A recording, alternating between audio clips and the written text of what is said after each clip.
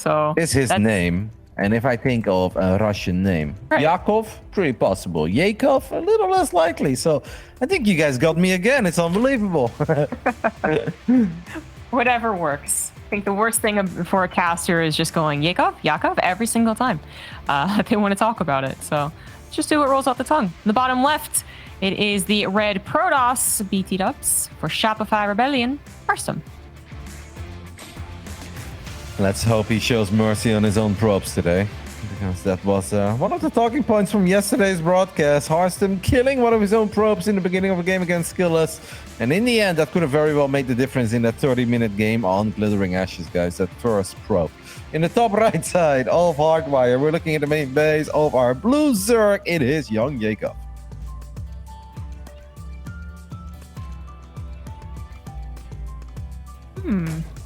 All right. So, you tell me a little bit more about his playstyle. I feel like I've only cast him a couple of times in the Open Cups, but sounds like you're a little more familiar. So he can be aggressive, Yes, but especially.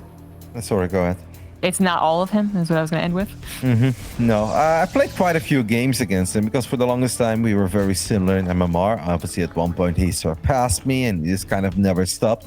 But when he was around a 6k MMR Zerg, and I think he's still somewhat close to that, just a bit above, it was a lot of roaches and queens in the previous patch. He was very good with just the standard queen march. Every now and then he would let you live a little bit longer, but he would still just attack you with a ridiculous amount of roaches and ravages. Very similar to Vanya. I've also had him, whenever I did not go straight into carriers, I saw him go into lurkers very quickly, and I was actually surprised by his late game ability, because a lot of the good Zergs on the European ladder, even that are around 6k, they're very good with roaches, links, banks, and muros if you don't have a bunch of phoenixes. But when it comes to like lurkers, spore crawlers, vipers, that's where you often see the difference, right? Like, I think you're not very good at this, but his spellcaster control was surprisingly good. On the other hand, Harstem is such an expert in the late game that even though I think YoungYakov for his level is very good at high-tech Zerg play, I don't think that's his way to victory here, and I think he knows that. Okay. That kind of breaks it down. See a future in sight, I guess, of aggressive aggression against Harstem. Harstem is going to open up with a Stargate, but as we were talking about for the last couple of days, a lot more Blink follow-ups. Mana in the last series, it was up against Serral. I don't want to just, say that was the only thing that happened in that game. Oh, he's up against Serral and he lost, guys. But the way the style played out was like, it followed up into a Blink, but then it followed up into a bit more passive than I was really expecting. I was thinking more along the lines of actually how Goblin played, and unfortunately lost, but still played in one of the first games against what sort of player was he playing against? Vanya? Radata. There you go.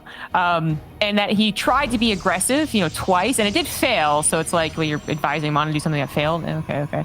But it still was at least like an attempt to control. So I think that Mana was going to do that. He did not. Is Harstem going to do that? Very potentially.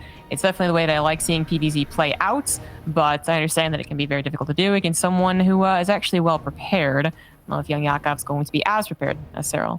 Oh my god, I just found the perfect bridge. Since Radata used to be known as Vanya, but Vanya was his first name.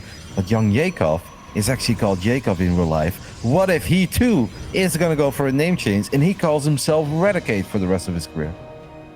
That would be a real Chad move, I think. That'd be rude to Radata. If anything, I want YoungYakov to change his name once he maybe gets out of teenage years to old Yakov. I think that'd be great. Well, first medium Yakov, and then... There you go. All right, Young adult Yakov. Yeah. No longer teenager Yakov, early 20s. Yeah, this is it. We've got it all mapped out for him. First, Oracle does find a drone, and that's always a solid little start for Harstem. Harstem even made a YouTube video about this build. He said it is all the rage and kind of inspired by Neeb, but then he said Neeb was inspired by Hero, so in the end, he is no better than Neeb because Neeb also copied someone. And it seems like Hero was really the first one to show this style over and over again and actually find a lot of success with it. And the more that all these top tier Protoss players play this style, the more they're like, all right, this is what I want to do with the Oracles. This is when I want to take some more risk, and this is when I don't need to take any risks at all. I have the feeling that Harstem probably has a solid 100 or 200 games with this style under his belt at this point, and he's about as much of an expert as anyone else, perhaps besides Hero. Right, yeah. Yeah, a handful of drones going down is pretty nice. A lot of scouting being done as well. Harstem already showing a difference, not just with the third Oracle, which at 7 drones now is really good, but also actually adding on that forge, right? Going for that +1. So I feel like that is leading to that attempted pressure with Blink with +1. You can skedaddle if they are totally prepared, but you can try and apply that pressure. That's what I would love to see. That's what I was expecting. And that's what I think is going to happen here. A little bit of a push, as long as the scouting tells them that he's, viable to do so. Yep. We see that +1 melee, and that is what Ratata went for yesterday as well in 2K Atmosphere against Goblin, when Goblin went for the same strategy as Harstem. Of course, Goblin did not find as much success with the Oracles as Harstem has found so far.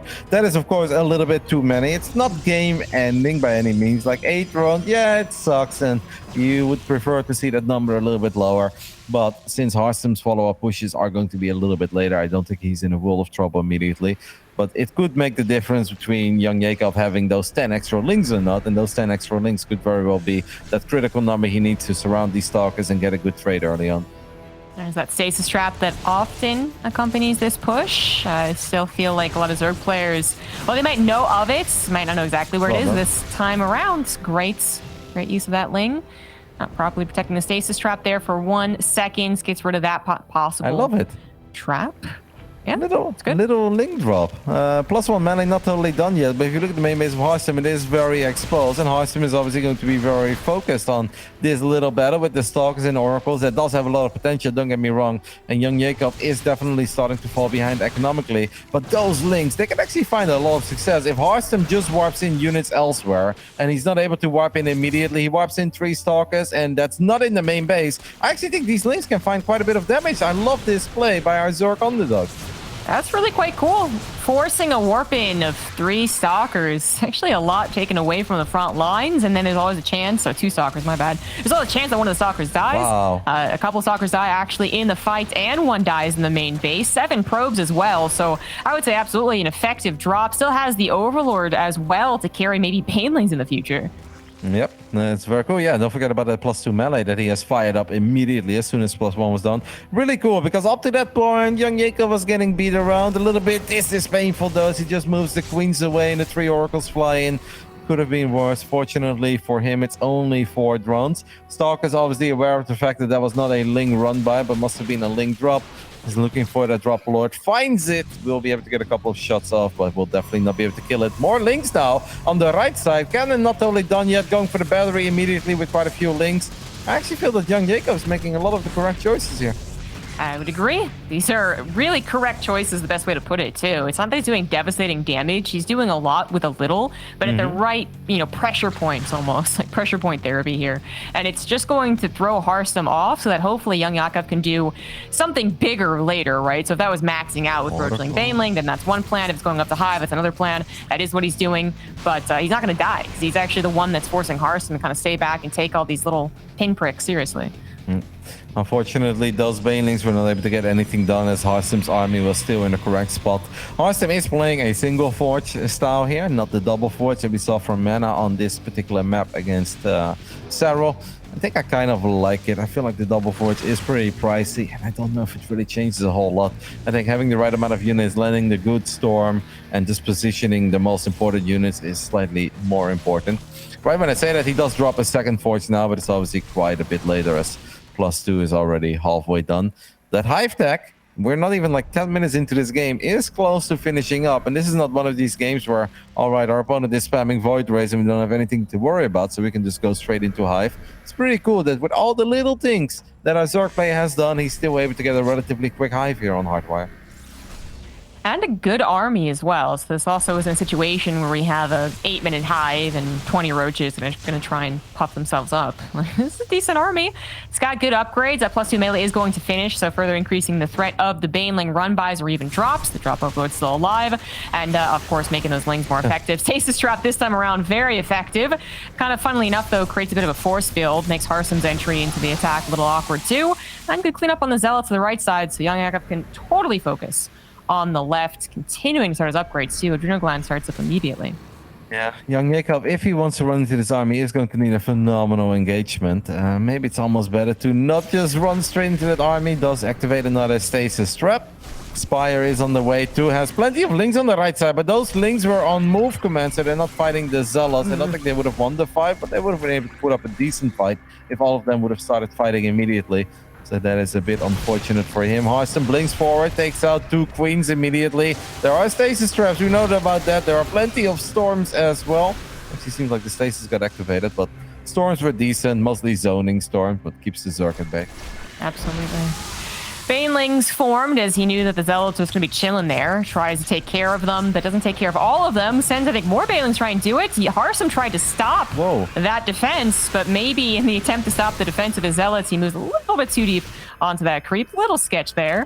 But Harstem is still controlling on the edge of creep. That's, excellent work as far as keeping that alive, still kind of making the Zerg worry. It's not actually killing a whole lot, and YoungYakov is still mindful of getting up to additional technology. That Greater Spire is on the way. So unless Harstem starts really digging into the economy or digging into that army supply, Broodlords will eventually come out.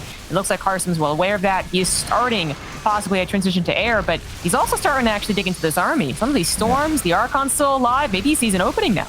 Harstem has just been getting 3 good fights at the same time. The fight in the center of the map is going absolutely fantastic for him. The Zealots were doing all right in the top right, and there were a lot of links trying to counterattack into his 4th or 5th base, the one above his main. But they ran into 4 cannons and a battery, so YoungYakov going from being somewhat all right to losing 3 fights in the blink of an eye. And after that, he was forced to eat a couple of very big storms to the face. Had some money in the bank, but I'm not sure if the reinforcements are even going to be enough here, especially not if Harstem keeps his army together.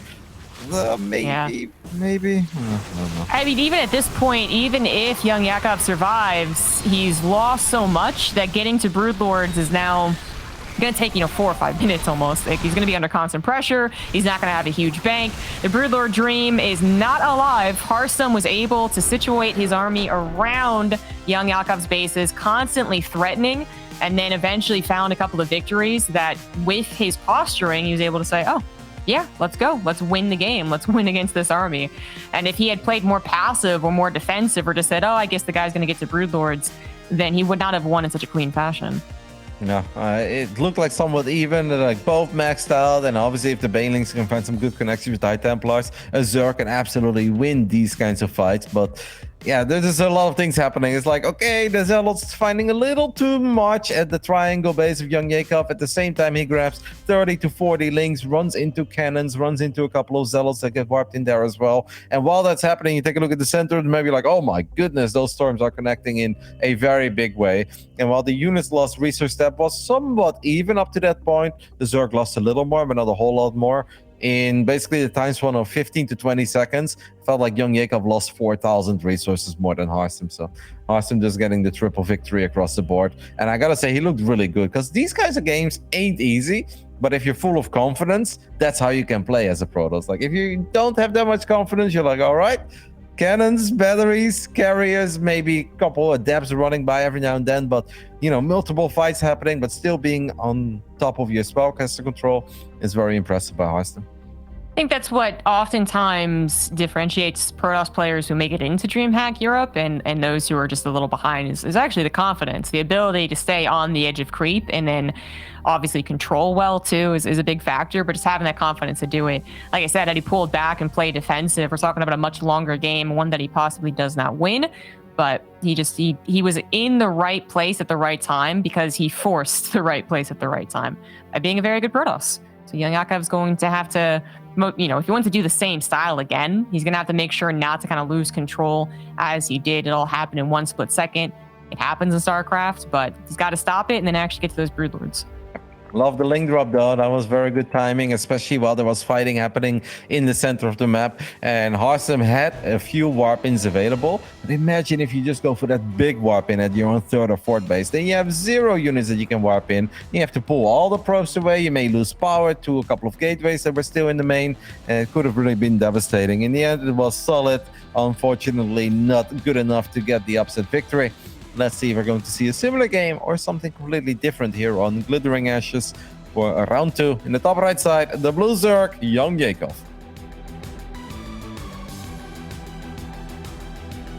In the bottom left, for Shopify Rebellion, it is Harstem.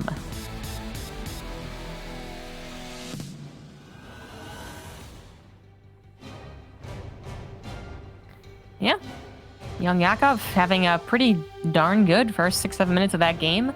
Loved the little bits of pressure he was adding in, and replicate that for sure. Maybe even use that Overlord drop once again a bit later on. It did feel like post attempted attack on the 4th, I think it was. There wasn't really many others. There was the Ling run by that got caught by the Zealots, and then YoungYakov was purely on the defensive, and Harstem could feel not just confident in his own ability, but focus enough on the main engagement to do it well, right? If there was other things happening, then Harstem might have slipped on the High Templars, slipped on the Blink, something like that. That would have been disastrous. Mm-hmm.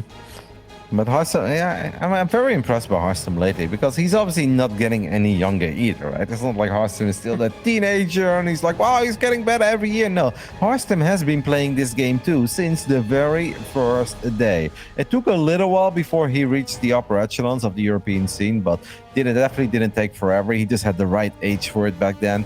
He was somewhat decent in Warcraft, but was a bit too young to really be ultra competitive. When StarCraft 2 came out, he went diehard immediately. I'd say after a solid year or so of the game being out, Harstem already became one of the better protoses in the European scene. But the stuff I see from him lately, I actually feel like requires so much more skill than what we used to do and the things that we used to be impressed about. Or it's like, oh my god, he's 4-gating, or it's a 2-base all-in with 7-gate, you know, like this kind of stuff is so complex and so complicated and there's so many things to worry about. But Harstem looks really good in executing all of it, and I find it very impressive. It's a very nice point. I think it's, some people out there, they want to just be haters. They want to say that, since Pro League ended and the Korean scene's not doing so hot, the level of StarCraft has actually decreased. And I can't agree with that when I watch some of these young guns like Clem and how freaking fast they are. I'm just like, no, it's fine. So the fact that Harstem is able to then continue, and a lot of other players too, I mean, Mana's also really old, right? Yeah. At this point for StarCraft anyways, actually still able to compete at this highest level, and it just is nice compared to what it was 10 years ago when there was the same expectation for StarCraft 2 that there was for Brood War, which is that if you're 22, you're already old. You're too old. Like, get out. And it just has been proven wrong. Harstem might not be the fastest Protoss player on the planet. I'm actually sure who would be, but maybe not him. The way that he's able to think things through, I think, is really great. There definitely is, I guess, potential in the older way, the older age, the more patient play, sure, but just the getting the order of operations correct, I think, is huge in StarCraft. Not getting that panic because you're fast, you start to stumble over your own controls. Yeah, Harstem doesn't really do that a whole lot.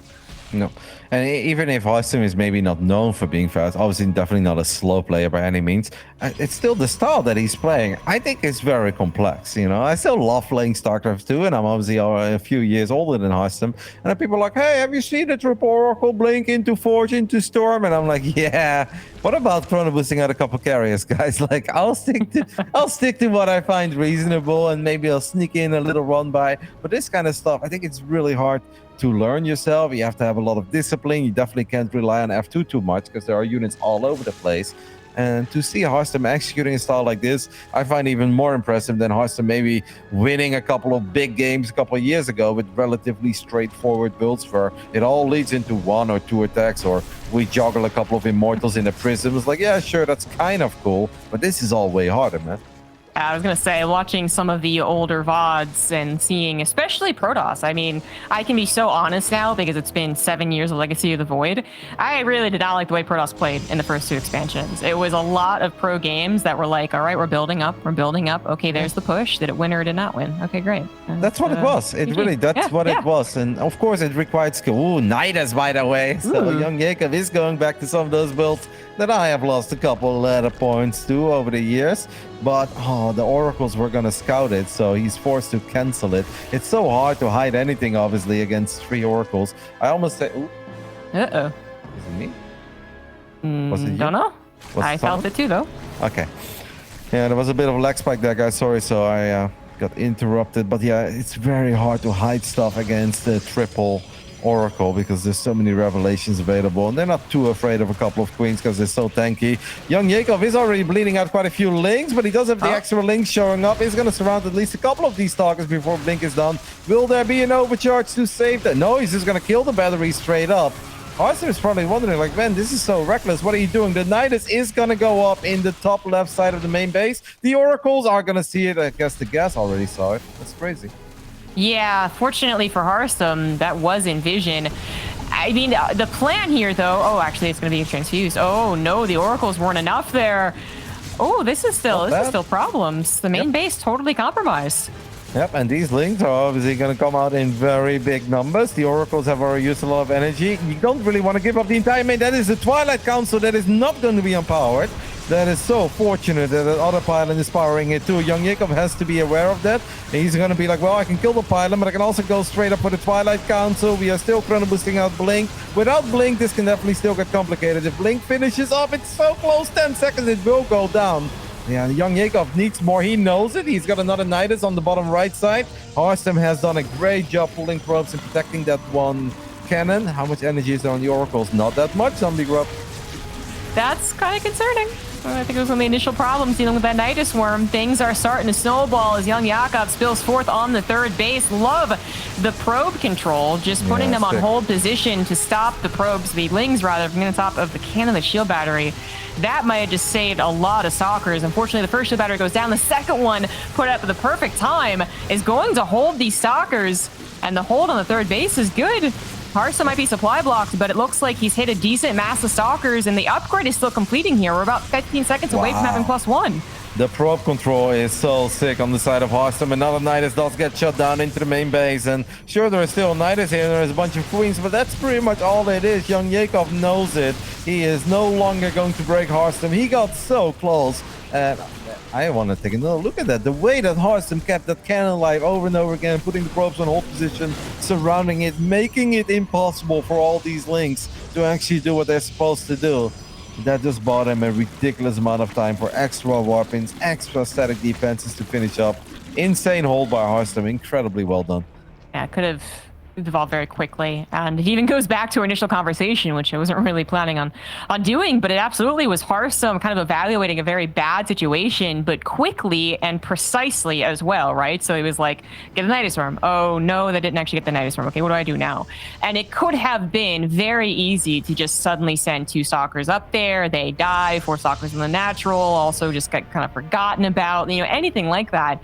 And then you're talking about a hold not happening, of course, with the probes, not hold position. Then the cannon falls, shield battery falls. That's not a hold, but Harstem sized it up correctly.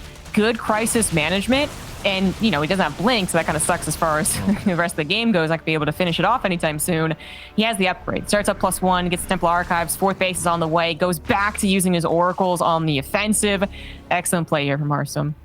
Yeah, such a shame for YoungYakov. He must have felt that he was so close to breaking Harstem there. Normally you wait for that one opportunity where you're like, ha, got you. You surround 4 or 5 stalkers, all the links do their thing. The queens are still there, soaking up a couple of these stalker shots as well.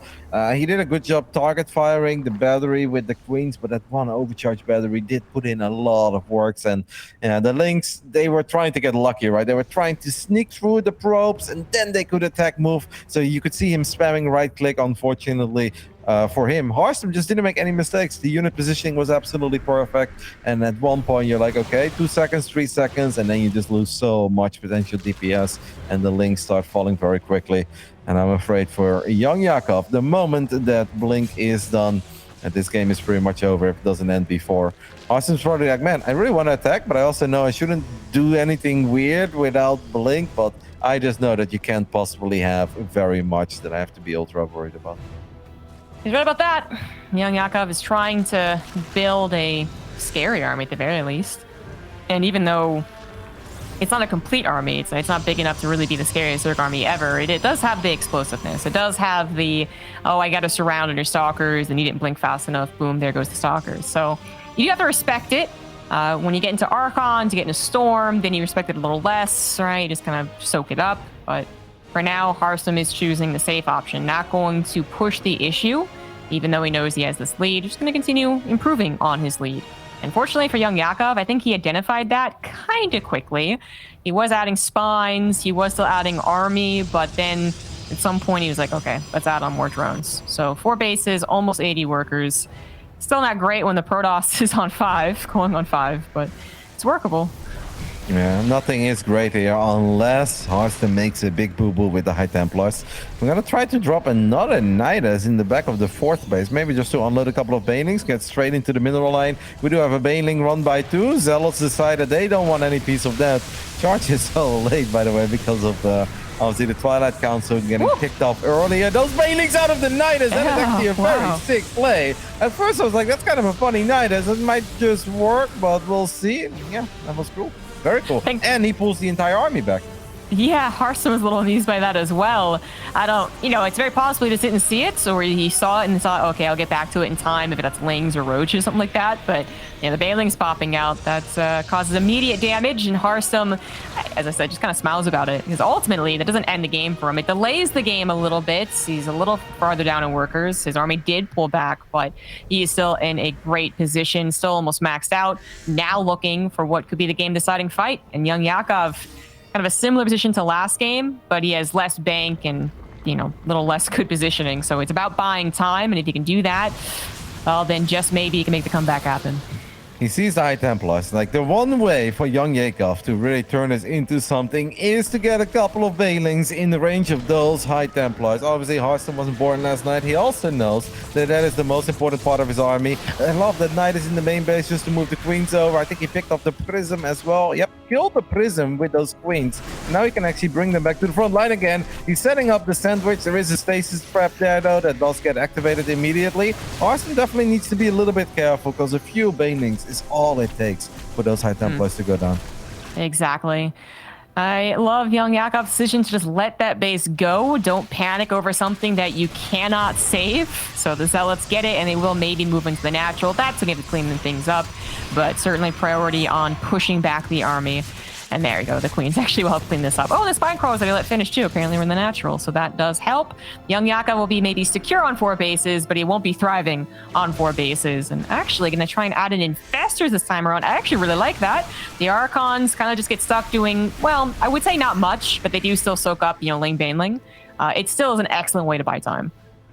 What's really funny is that obviously stasis traps are fantastic, but Zerg players can actually use them to their own advantage too. If you know where they are, you just send 1 unit forward, you basically have a permanent invincible scout there for the next, give or take, 20 seconds. And sometimes that can actually allow you to take the perfect fights. So, oh, 1 Baneling has a dream, and 1 Baneling actually connected with, that was the Baneling that activated the stasis earlier, and that 1 Bane connected with 4 High Templars, and now just 1 more Baneling is all it would take to take out 4 very juicy High Templars with a lot of energy, but the shield regeneration is already kicking in. 10 High Templars being wiped in at once. Tell me that you're rich without telling me that you're rich, Zombie Gruff. We're going up to 10 Archons. That is a feisty number, and still plenty of High Templars. 8 of them with, actual Storm involved. So, yeah, the shields have already regened. I don't see any Banelings coming from behind this time. And, with never-ending storms, basically, I feel like YoungYakov, he might seriously have to consider giving up this base and relocating just again to buy that time. No, he's going to pull the trigger. I'm not really sure that's going to work. It's such a nice escape position for Harstem. He'll go back into a choke. He'll throw down a bunch of storms. There's not a fight that YoungYakov can take. There's just one that he can elongate. Yep, and a little Ling Baneling attack at the third base. Don't let the Pongo gets most of these High Templars. And Harstem even, I feel like, attacked one of his own units there for a split second. Harstem, of course, is very rich. YoungYakov doesn't just need a victory here. He needs the biggest victory of his life to even just stay in this game. I actually think we're going to hold here. Because most of the High Templars are gone, and these Archons are starting to run very low on HP. And he found a little bit of economic damage during all of this. It's not a fair economic fight. That's the biggest problem. Yeah, definitely true about that. It looks like he was going to hold. The Archons are still popping here, but even the Pulsar Beam now activated as the Queens has been taken out is adding too much damage. Although the Stalkers off to the left, I think they bit off more than they could chew. The Spine Crawler helped a surprising amount in this type of game. Great stasis trap to once again maybe allow a little wiggle room with the Stalkers poking and prodding at the Ravagers, but yeah, this is technically a hold. I can't believe that it happened, but it did. And Harstem's going to have to kind of reset his battle. Blink Stalkers right now, they can poke, they can prod, they're not going to win the game. He's got to get the High Templars and the Archons back, and that's going to take time. Yeah. First two Broodlords on the way, but Harstem is just such a big bank, and he's got, what is that, 6 bases, right? We're looking at, yeah, 6 base Protoss. So Harstem was absolutely able to take somewhat of a messy, sloppy fight. Just going to go ahead and try to end it. I think what happened is that Harstem went back to his triangle base, because that's where that little Ling Bane attack happened. 11 probes went down. He activated battery overcharge. I was looking at it, and then at the same time, the High Templars went a bit too far forward. They got fungled. And YoungYakov was able to just hang in there a little bit longer, but yeah, it doesn't look very fair at this point. But good showing though by the Zerg, I'd say. Like, he definitely had his moments in this entire best of 3. Yeah, the fungal was great. The decision to go for infestors there, I think a lot of people would just kind of forget, temporarily while they're under so much pressure. They were trying to make a comeback happen. Sometimes the idea of getting a spellcaster just kind of like flips out of your minds, but we know that theoretically, fungals are great at buying that time. So really happy he did it. It did help take out those High Templars, which then led to a possible hold, which again, technically it was, but it's still so much more money for Harstem. He's going to be throwing bodies at YoungYakov, and unless YoungYakov can get to that perfect Broodlord army, and perhaps even a big enough one to kind of like spread around the bases, it's going to be so difficult to get 5 bases up and running, much less a 6th, which at this point he does need, because Harstem's already on his, as well as 101 probes. You don't see that very often. We know that the Zorg players like to do it, especially if the Terrans go full turtle mode. Protoss with 101 workers, no, that is not ultra common. But yeah, Harstem is just having a very good time. And I think that YoungYakov would have left this game a long time ago if it wasn't DreamHack, if it wasn't mainstream. And sometimes you're on a little bit of hopium as well. You're like, well, I did have a little run by into the triangle base. I did have that Nidus play. What if he's like very committed? What if he's... And then you know that he's not. You know that he's ultra rich. But yeah, just for that 0.1% chance, you still want to try a little bit longer. Harstem blinked a single stalker forward there, trying to soak up a couple of banelings. I do like that move. I do think these are the closing moments of this game, though. I really don't think that YoungYakov can hang in there any longer. Yeah, I love the attempt to split up the army, but his Roach Ravager Ling Baneling army wasn't even that large.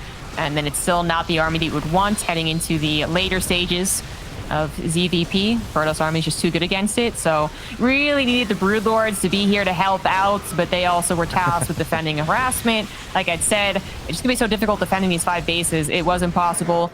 YoungYakov gave it a good go though, but Harstem takes it 2-0.